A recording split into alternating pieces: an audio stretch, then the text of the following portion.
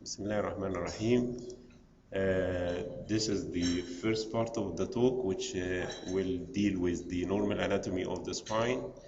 And as you know from the previous sessions, we have certain steps in the evaluation of each part in the human body.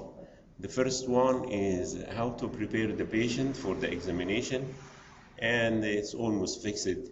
If you are going to inject the patient with contrast material or give the patient some kind of anesthesia, then you should order the patient to fast for about 4 to 6 hours. Otherwise, there is no specific preparations for examination of the spine, either by CT or by MRI. Then the technique of examination, you put the patient in the supine position on the machine. Then you obtain what's known as the scanogram, which is the scout view for the spine. Then you start your sections, and the sections should be taken every 4 millimeters. And then you may ask when to inject the patient with contrast, and these are the indications. We usually give the patient contrast material in cases of postoperative disc surgery in the lumbar spine, and whenever we are suspecting inflammatory and neoplastic lesions of the spine.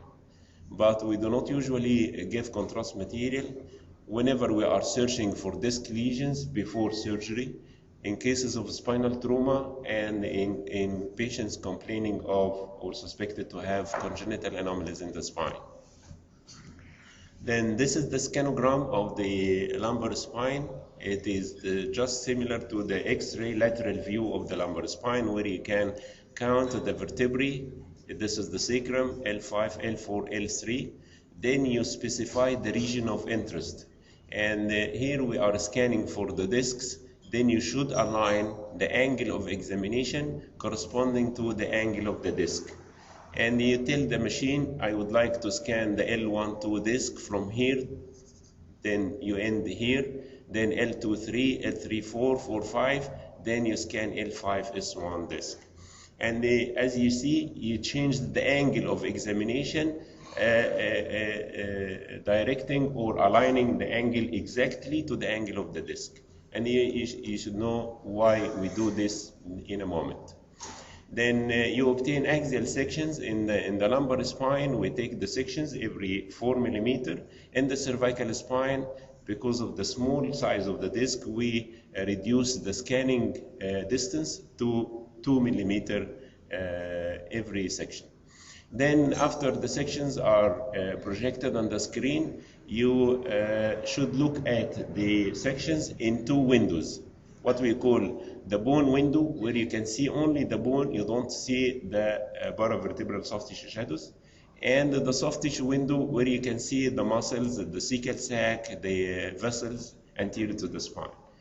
Why we do this? Because there are certain items in the spine that are evaluated in this particular images, and other items in the spine are evaluated in this particular image, as we'll see in a moment.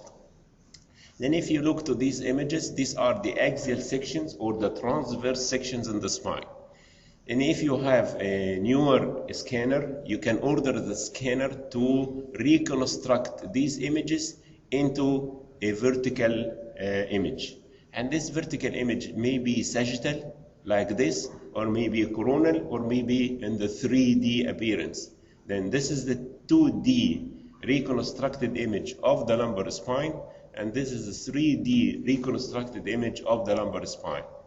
Here you can see a coronal reconstructed image for the cervical spine, a sagittal reconstructed image for the cervical spine, and this is the axial sections obtained normally by the CT machine. And here you can easily differentiate between the 3D images obtained by the CT machine and the 2D images also obtained by the CT machine. First, you obtain the axial images, then you order the machine to reconstruct the images in this way or in that way. Then, can you differentiate between the bone window and the soft tissue window? Yes. Here you can see the bones, but the soft tissues are masked. But here you see the soft tissues well projected, and also you can see some parts of the bony elements of the spine. At the time, there was an examination of the spine which was known as the myelography, where you inject contrast material inside the vesical sac.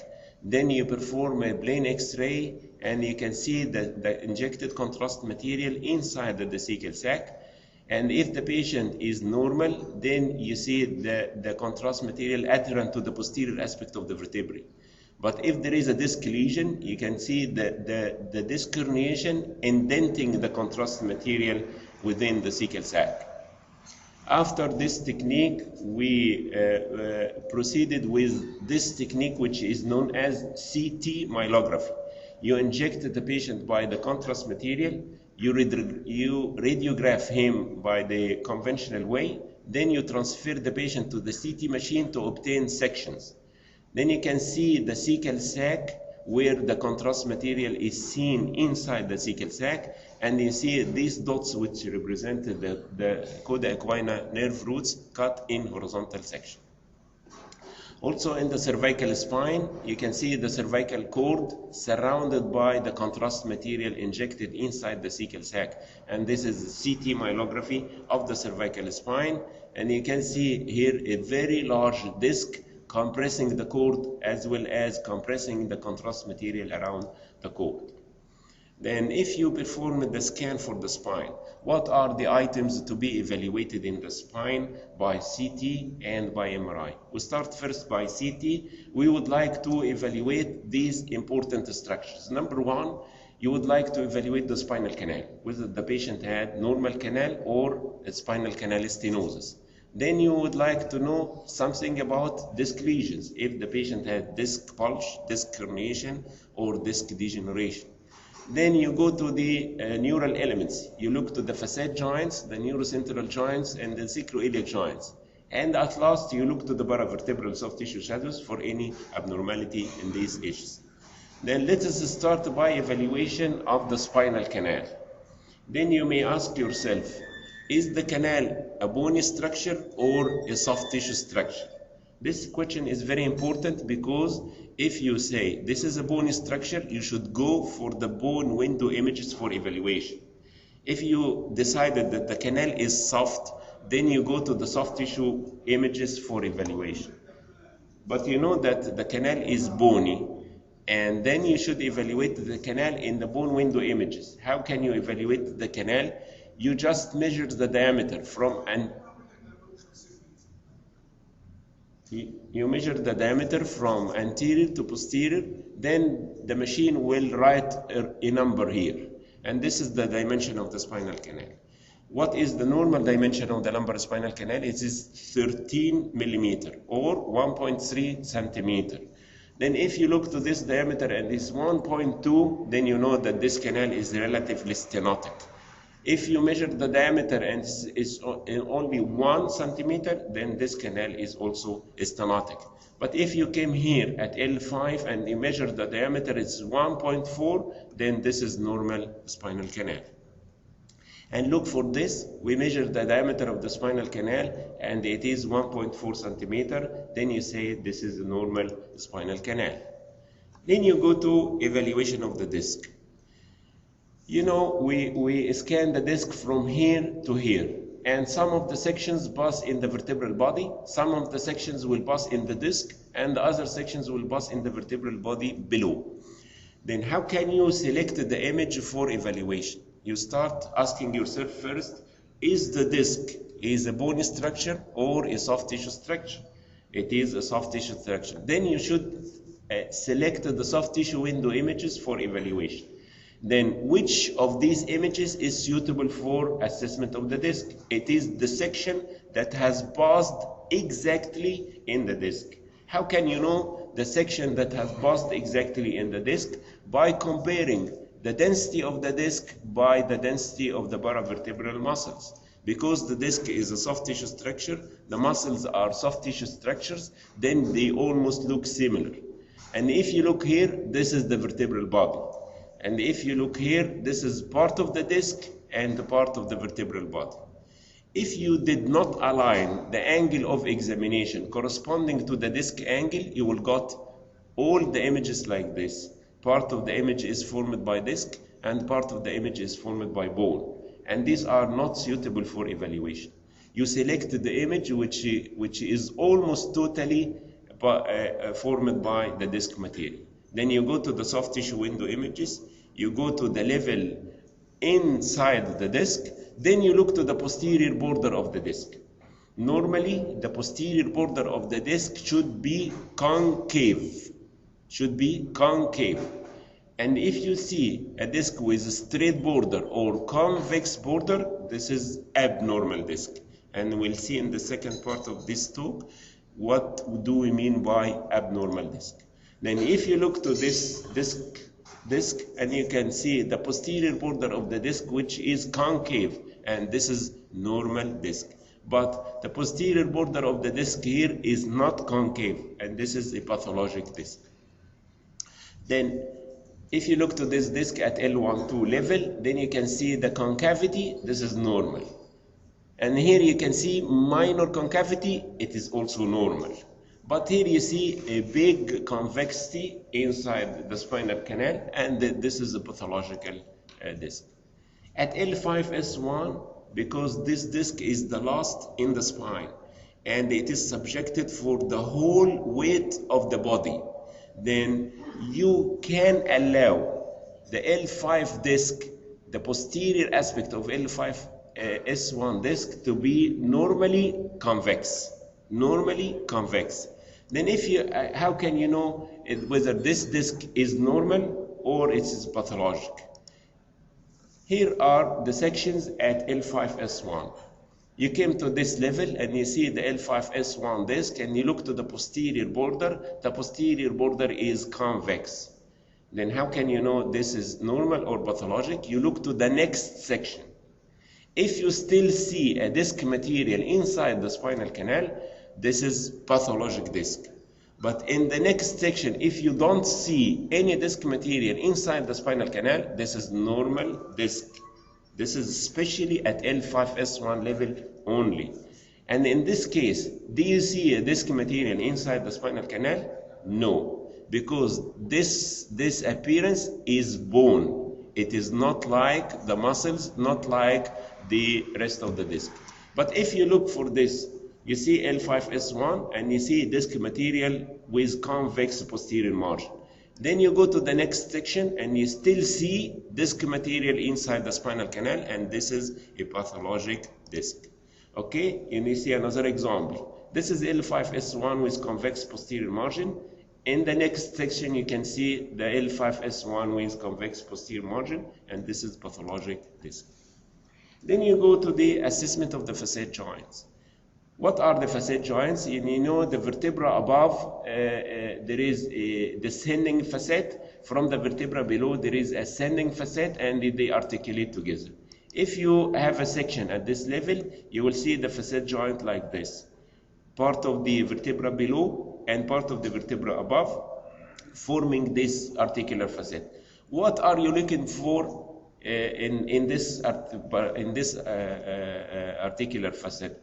First, this articular facet is a bony structure. Then you evaluate in the bone window images. Then you look for, the only pathology here is osteoarthritis. And this is the normal joint, and this is the osteoarthritic joint. You see, the joint space is narrowed, the surfaces are irregular, and you may see osteophytes, and you may see air inside the joint space, what we call the vacuum phenomenon, which means advanced degeneration of the joint. In the cervical spine, you got another joint which is not present in the lumbar spine. That is the neurocentral joint, which means articulation between the vertebral bodies.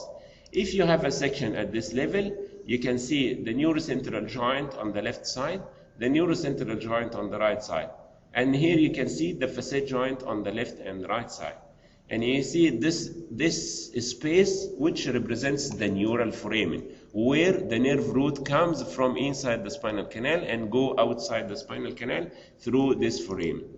In cases you have osteoarthritis of the neurocentral joint, then you see narrowing of the joint space, osteophytes that markedly narrowed the joint, the nerve root canal compared to the patent nerve root canal on the opposite side. Then how to look to the cervical disc. In the cervical spine, this is the disc, and you should accept some bone cut within the same section of the disc because the disc spaces in the cervical spine are narrow and small.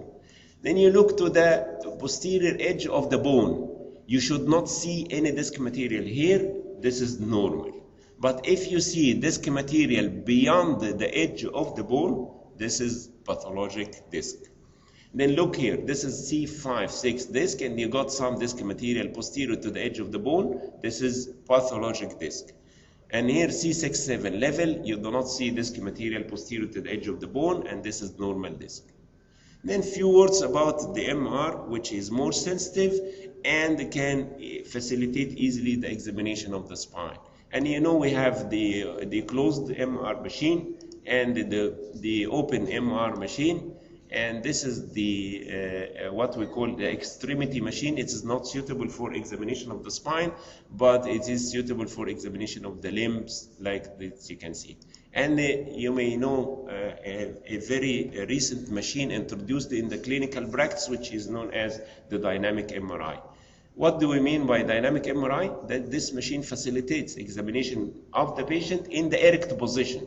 And you see here the patient is erect, and the magnet is on either side of the patient, and the semi-recumbent and the recumbent. What is the value of this machine, which is very important in the spine? Look at this spine after surgery for disc lesion. And this is the examination of the patient while lying down. Let us look at the examination after the patient is stand. And this is the weight-bearing spine, and you see the marked disalignment of the vertebrae that was not apparent while the patient was in the spine position. Also look for this in the cervical spine. While the patient in the neutral position, you see only one disc level. But after the patient extends her neck, and you got 2 disc lesions. Also, the ligamenta flava are hypertrophied, indenting the cord from its posterior aspect. How to look to the MRI of the spine? You should first differentiate between what we call the T1 weighted image and the T2 weighted image. And I have explained some of the physical principles behind this terminology. It is the time will not allow to repeat this explanation, but I would like you to know that if you see the fluids black, this is T1. If the fluids are bright, this is T2. And you know the disc contains fluid, and the normal disc should be black in the T1 and should be bright in the T2. These discs are not normal. Look at that. If you see the CSF, which is black, this is T1. The CSF is bright, this is T2. The disc is black, this is T1. The disc is bright, this is T2. Then the spine is examined by MRI in the sagittal plane, and you have T1 and T2. And in the axial plane, and you have T1, the CSF is black, and you have T2, the CSF is bright. This is the protocol of a spinal examination by MRI. Then, what do you think about these images? Yes, these are the sagittal images in the lumbar spine, and the T2 weighted image. The CSF is bright, and the intervertebral discs are also bright. Then, what you call this image? Okay. This is T2 because the CSF inside the cecal sac is bright, and this is axial T2 weighted image. Okay. Then the newer CT machines, as I have I just told you, can produce these images, which are sagittal reconstructed images. How can you discriminate between the CT image in the sagittal plane and the MRI? It's an easy for the radiologist and also for the clinicians. Just look to the vertebral end plate, and the vertebral end plate is black in all MR images. The vertebral end plate is dense in all CT images.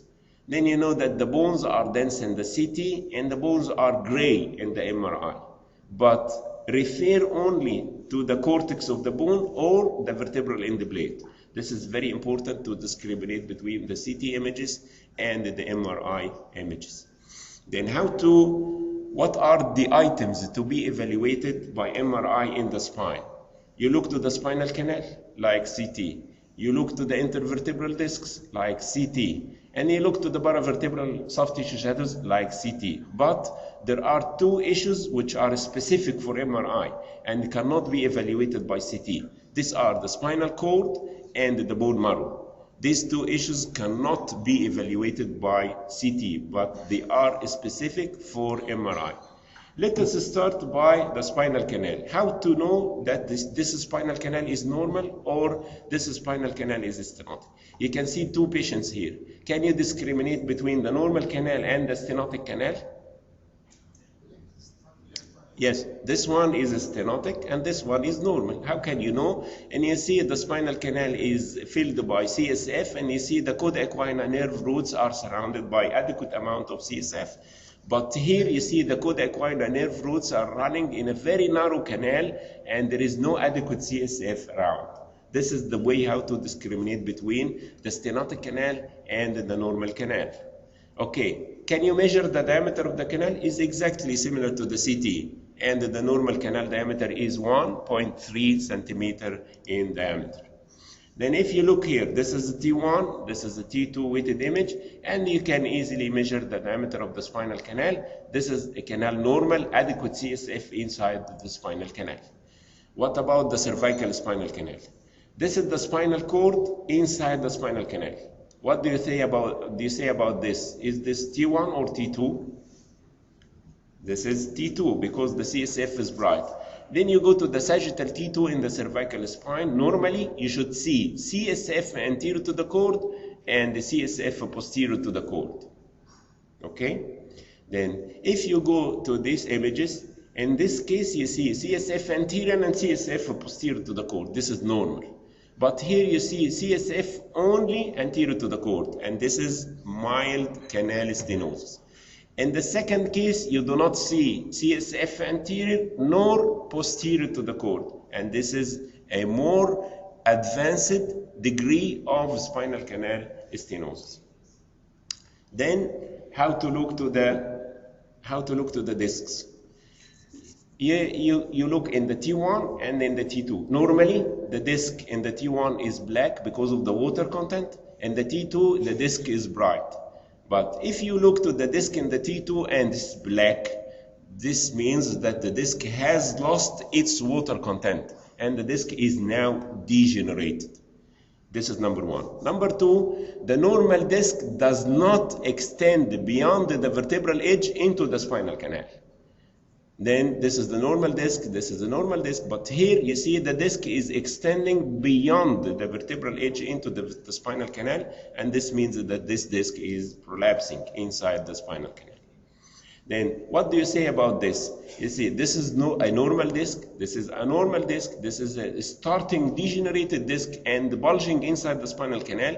This is a degenerated disc extending inside the spinal canal, and this is also a degenerated disc extending inside the spinal canal. Then in the cervical spine, the same. These are the vertebral discs containing a little amount of water. They are bright in the T2 weighted image, and they do not extend inside the spinal canal beyond the vertebral edge. Then, what about the spinal cord, which is specific for MRI? The spinal cord is almost similar to the brain tissue. It is gray in the T1 weighted image and more dark in the T2 weighted image. This is the normal appearance of the cervical spinal cord. Then the last issue is about the paravertebral shadows. Normally, while assessing the spine for disc lesions, the paravertebral shadows are normal. They do not show any evidence of pathology. But in cases of trauma, you may see fracture of the spine surrounded by hematoma. In cases of infection, you may see inflammatory changes surrounded by abscesses. In cases of tumors, you see the vertebra and a tumor which is projecting in the paravertebral shadows. That is to say, while commenting on the paravertebral shadows in cases examined only for disc lesions, the paravertebral shadows are within normal.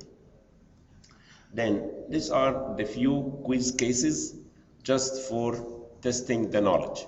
What do you say about this? This is MRI, number one, and this is cervical spine, number two, and this is sagittal image, and this is T2 weighted image, okay? Then this is MRI, sagittal T2 of the cervical spine. Do you see any pathology? Sorry? The CSF anterior and posterior to the cord is okay. Then this, it is, no, because you see anterior to the cord there is CSF, posterior to the cord there is CSF, the spinal canal is okay. If one of these CSF spaces is lost, then starting the canal stenosis. This is the normal cervical spine. Okay, what do you say about this? Is it CT or MRI? CT scan at the level of L5S1. What do you think about L5S1? Is it normal or pathologic? Yeah? Pathologic. You see a disc material inside the spinal canal. The next section you see a very big disc material inside the spinal canal. And this is the CT soft tissue window, and this is the L5S1 pathologic disc. What do you say about this?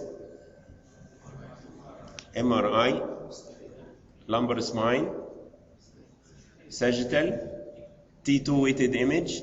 Then this is the right, MRI, sagittal, T2 weighted image of the lumbar spine. Is there any pathology?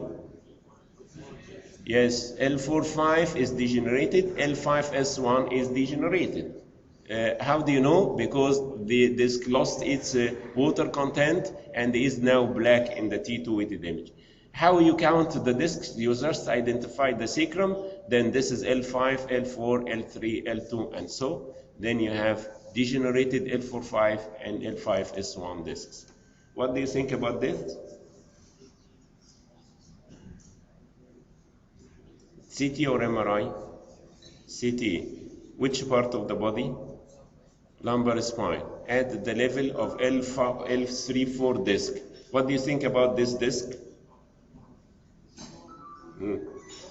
Normal. Okay. This is a CT soft tissue window at L3-4 disc, and you see the posterior edge of the disc is concave. Then you are dealing with the normal L3-4. What do you think about this? MRI. Which part? T1, lumbar spine, sagittal view. Okay? Then, do you see a pathology?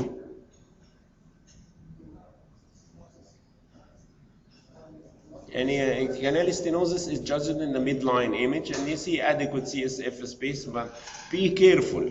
You should judge for the canal stenosis in the T2 weighted image, where the CSF is bright, then you can see the nerve roots and you can see everything in the anatomy. Okay? Then this is normal lumbar spine L1. What do you think about this? CT, a reconstructed image. This is true. In the coronal view, you see the lumbar spine, you look to the vertebral end plates, they are dense, and this is the CT coronal reconstruction and showing normal findings. What do you think about this? CT, which part? Lumbar spine at L3-4 level. What do you think? Yes, this disc is not normal. We'll talk about bulge and degeneration later in this day. And then you see the posterior edge of the disc is not concave. This is pathologic disc, and this is the CT of L4-5 diffuse disc bulge. Will say about this. What do you think about that? CT of the lumbar spine, measuring the diameter of the spinal canal, and here is 1.1, here is 1.2. Yes, the spinal canal is narrowed at both levels. This is CT bone window, and this is spinal canal stenosis. And thank you very much. Do you have questions?